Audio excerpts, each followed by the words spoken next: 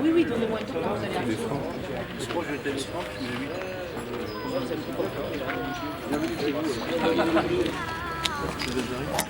Ça va? Ça va bien? Oui. Après, les vacances, tout va bien.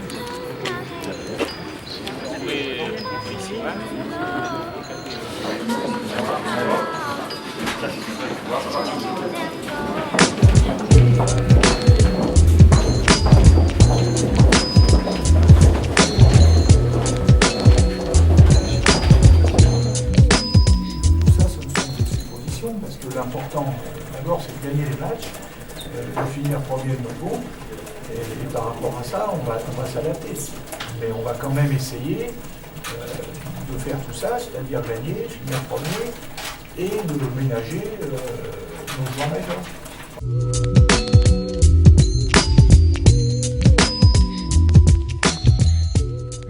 Quand même, on est 12 joueurs prêts à se battre, à défendre les couleurs de la France et attaquer demain soir.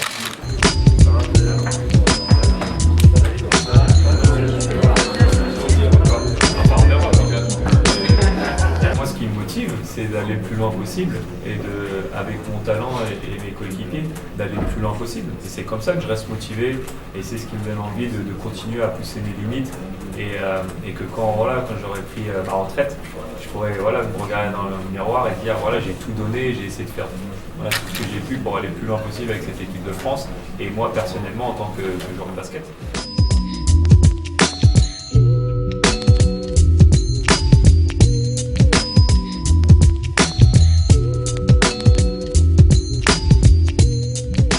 On a travaillé comme des fous avec une vingtaine de jeunes, parce que ce sont des jeunes qui ont cru et qui ont tout donné pendant quelques mois pour que ce championnat se déroule ici. Donc il démarre demain.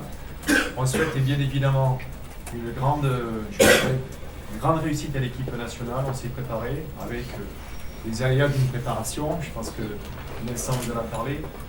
Mais on y croit sincèrement. Je pense qu'on a fait du bon travail. On est fiers du travail qui est fait. Je suis aujourd'hui ravi de pouvoir le dire devant notre ministre, devant vous tous, et ce qu'on souhaite maintenant, c'est qu'un réussisse. Donc, merci Montpellier, à l'ensemble des collectivités locales qui sont présents ici, et maintenant place au sport. Voilà. Merci Jean-Pierre. Patrick Caner, 1m76, 85 kg.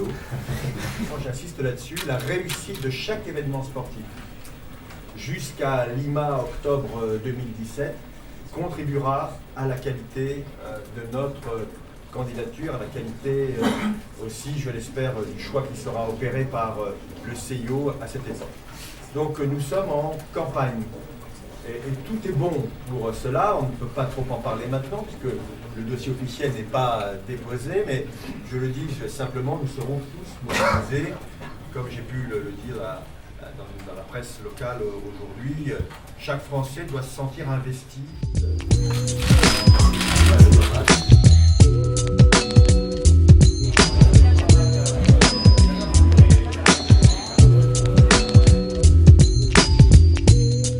Je suis ravi d'accueillir le ministre des Sports sur une commune que je veux sportive. On a un golf 18 trous juste derrière. On a un Vichy Spa Hotel en fait qui fait venir des élites et des élites en fait sportives de tout sport, le foot, le hand. On a Greg Anquetil qui était un champion du monde qui est ici et qui attire, et c'est grâce à eux et grâce à nous que quelque part on puisse faire venir ces équipes de basket. Merci d'être venu aussi parce que c'est important pour nous. Moi je suis très fier et très heureux d'accompagner un maire qui croit au sport, pour le sport bien sûr, pour l'événement sportif, mais aussi pour le rayonnement de sa commune. Et moi à un autre niveau, au niveau de l'État, je considère que le sport est un formidable outil de rayonnement pour le pays, un formidable outil de développement économique aussi, et ça correspond à l'image que nous voulons donner, à savoir un pays qui rayonne à l'international. Donc vive le sport, vive votre commune, monsieur le maire, et puis ce magnifique équipement qui, je crois, sera très vite connu grâce à l'équipe de France. Tout à fait.